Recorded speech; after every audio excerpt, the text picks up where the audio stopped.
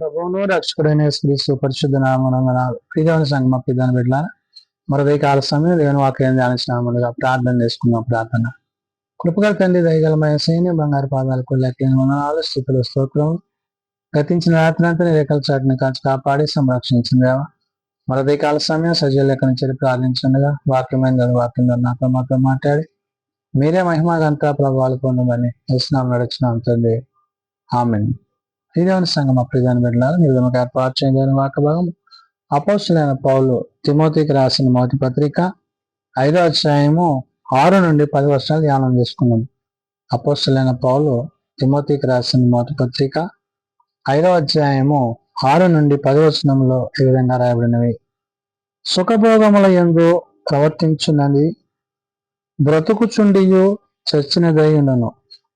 వారు నిందారహితులై ఉండునట్లు ఇలాగా ఆజ్ఞాపించుము. పౌలు తిమోతికి పత్రిక రాస్తూ దేవుని యొక్క విధానాలు, దేవుని యొక్క ఉద్దేశాలు అనగా ఆనాడు సమాజంలో విధవరాంగ పక్షణ మరి ఎటువంటి ఆలోచన ప్రజలు కలిగి ఉన్నారో, వారు విధవరాండ్ల పట్ల ఎటువంటి ఉద్దేశాలు ఆలోచనల చేత వారు ముందు కొనసాగుతున్నారో పౌలు తిమోతికి ఈ పత్రిక రాస్తూ దేవుని యొక్క పనిలో, దేవుని యొక్క కార్యాలలో ఒక ప్రత్యేకతను, అంటే విధవరాండ్ల పక్షాన ఆయన వ్యాజ్యమాడే దేవుడైనాడు కాబట్టి ఆయన పౌలు ద్వారా ఈ మాటలను రాయిస్తున్నారు. ఏమని?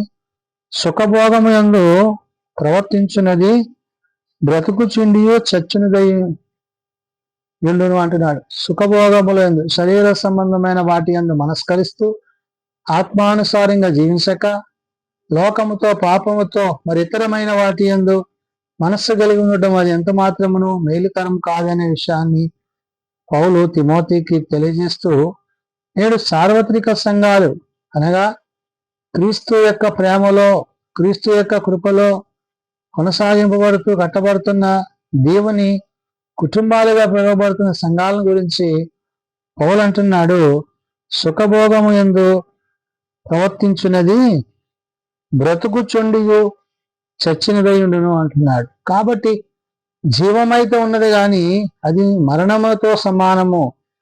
అంటే దేవుని యొక్క ఉద్దేశాలకు, దేవుని యొక్క ఆలోచనలతో కాక లోకమందును పాపమందును ప్రవేశం కలిగి ఆ లోకముతో పాపముతో తాను జీవిస్తున్న విధానం ఏదైతే ఉందో దాన్ని పౌలు గుర్తు చేస్తున్నాడు. వాడు నిందారహితులై ఉండినట్లు ఇలాగా ఆజ్ఞాపింపు అంటున్నాడు. నిందారహితులు అనగా నిందలు లేని వారిగా, వారు ప్రత్యేకింపబడిన వారిగా, దేవుని యొక్క వాక్యమును బట్టి, విశ్వాసమును బట్టి వారు ఎట్టివారై ఉన్నది ప్రభువు గుర్తు చేస్తున్నాడు. కాబట్టి మనము క్రీస్తునందు ఎలా ఉండాలి?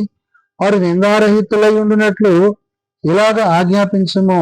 ఎవడైనాను స్వకీయులను విశేషముగా తన ఇంటి వారిని సంరక్షింపక పోయిన ఎడల వాడు విశ్వాస త్యాగము చేసిన వాడై అవిశ్వాసి కన్నా చెడ్డవాడై ఉండును అంటున్నాడు. అంటే తాను ప్రభువులో లేకపోవడం, పరిశుద్ధాత్మతో లేకపోవడం, తన యొక్క విధి విధానాలు, ఆలోచనలు, తాను ప్రవర్తిస్తున్న ప్రవర్తన ఏదైతే ఉందో దానిని పౌలు ఇక్కడ గుర్తు చేస్తున్నాడు.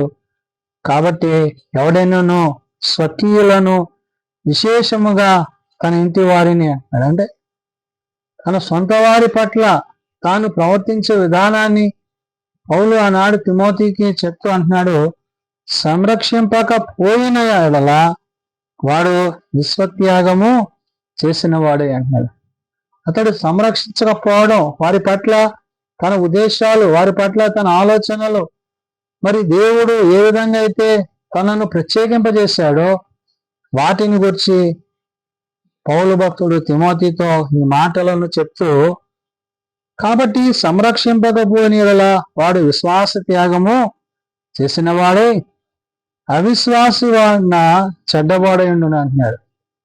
అవిశ్వాసి కన్నా చెడ్డవాడు అంటే లోకమందు పాపమును ఆ పరమందు ప్రభువుతో ఉండవలసింది పోయి పరిశుద్ధాత్మ దేవుని యొక్క సహాయాన్ని కలిగి ఉండాల్సింది పోయి లోకమందు మరణమును స్నేహించువాడిగా, అపవాదిని ప్రేమించేవాడుగా, అపవాది సంబంధిగా అటువంటి వ్యక్తులు వారి యొక్క ఉద్దేశాలు మరి పరిశుద్ధాత్మ దేవుడు పౌలు గుర్తు చేస్తున్నాడు. కాబట్టి 60 ఏండ్ల కంటే తక్కువ వయస్సు లేక ఒక్క పురుషునికే భార్య అయి సత్క్రియలకు పేరు పొందిన విధవరాలు పిల్లలను పెంచి పరదేశులకు ఆతిథ్యమిచ్చి పరిశుద్ధుల పాదములో కడిగి శ్రమపడే వారికి సహాయము చేసి ప్రతి సత్కార్యము చేయ పూనుకొనినదైతే ఆమె విధవరాండ్ర లెక్కలో చేర్చవచ్చును అంటున్నాడు. అంటే ఒక విధవరాండ్లు తన యొక్క స్థితిగతులను ఏ విధంగా తను లెక్కింపబడతాదో, తన స్థితి ఏంటో అనేది పౌలు తిమోతికి చెప్తున్నాడు.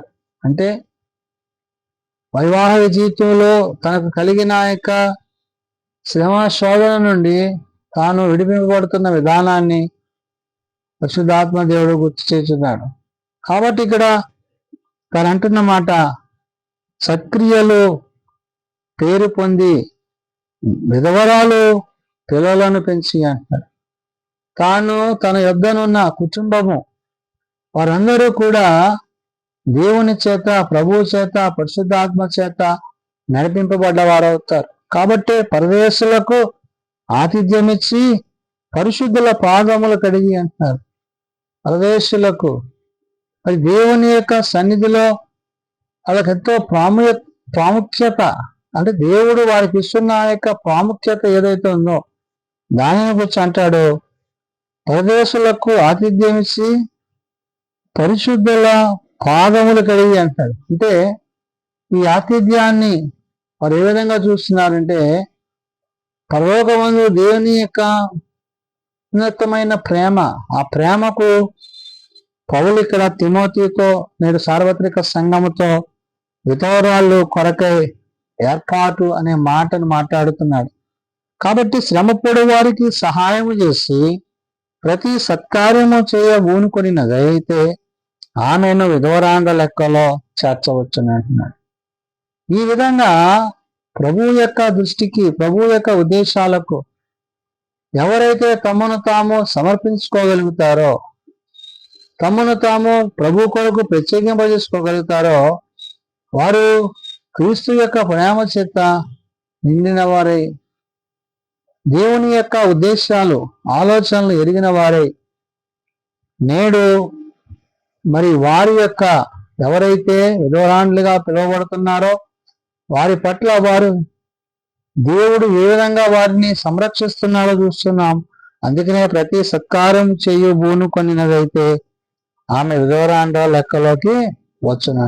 కాబట్టి క్రీస్తు యొక్క మాటల చేత, క్రీస్తు యొక్క ఉద్దేశాల చేత ఆనాడు పౌలు తిమోతితో ఈ విషయాలను పత్రిక ద్వారా తెలియజేస్తూ నేడు సంఘములో, సమాజములో మరి వారి పట్ల ఉన్న ఆ యొక్క చిన్న చూపు ఏదైతే ఉందో దానిని దేవుడు తొలగించి ఆయనే వారికి తన ఆశ్రయాన్ని, ఆయనే వారికి తన యొక్క ఉద్దేశాలను తెలియపరిచి తన యందు విశ్వాసములోనికి నడిపించుకుని వారైనారు. కాబట్టి ఉదయకాల సమయము పౌలు తిమోతితో చెప్తున్న మాటలలో మనము ఎటువంటి ప్రేమ కలిగి ఉండాలి, ఎటువంటి ప్రేమ కలిగి ఉంటే మరి ఇతరుల పట్ల, ఇతరుల యొక్క ఆలోచనల పట్ల మనము దేవుని యొక్క ఉద్దేశాలు కలిగి ఉంటామనేది పరిశుద్ధాత్మ దేవుడు భక్తుడైన పౌలు ద్వారా ఆనాడు తిమోతికి, నేడు సార్వత్రిక సంఘానికి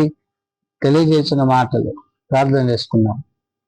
మమ్మల్ని మిక్కిలిగా ప్రేమించిన మా తండ్రి, కృప కలిగిన దేవా, నీ బంగారు పాదాలకు లెక్కలేని వందనాలు, స్తుతులు, స్తోత్రములు. గడిచిన సూర్యోదయం చూసి అసలు కాచి కాపాడి ఉదయకాల సమయం నీ పాదాలు చంపి చేరి ప్రార్థించుండగా వాక్యం ద్వారా మనతో మీద మాట్లాడి మహిమ పొందుతందుకు వందనాలు. కృపగల తండ్రి యేసయ్య, మరి నీ సన్నిధానంలో నీ కొరకు కనిపెడుతున్న మరి కుటుంబాలను బట్టి, విధవరాండ్లను బట్టి వారు సరైన రీతిలో నీ యొద్దకు రాగలుగుటకు జీవించుటకు నీ సహాయం దయచేయండి. బలహీనలను బలపరచండి, రోగులను స్వస్థపరచండి, హాస్పిటల్ సౌకర్యం అని తీర్పునెత్తండి. మీ సన్నిధి తోడ్పాటు ప్రతి కుటుంబానికి అనుగ్రహించి కృపచేత నింపుకొని జీవం కలిగిన నీ మాటల చేత జీవచేసి కృప వెంబడి కృప చేత కాపాడమని ఏ సున్నకున్నామని ప్రార్థించి వేడుకుంటున్నాం తండ్రి. ఆమేన్. పరలోక బంధన మా తండ్రి, నీ నామం పరిశుద్ధపరచబడుగాక, నీ రాజ్యం వచ్చేగాక, నీ చిత్తం పరలోక మనం నెరవేర్చినట్టు భూమి మీద నెరవేరుగాక. మననామా దయచేయము, మళ్ళీ ప్రార్థన చేసిన అన్ని మేము క్షమించిన ప్రార్థన క్షమించి శోభ దృష్టిని తప్పించు. రాజ్యము, శక్తి, మహిమ నిరంతరము నీవే అన్నావు తండ్రి. ఆమేన్. మన పరమ తండ్రి అయిన దేవుని ప్రేమ, ప్రభువైన యేసుక్రీస్తు కృప, ఆదరణకర్త అయిన పరిశుద్ధాత్మ సహాయము సదా తోడయండి సంరక్షించును గాక. ఆమేన్.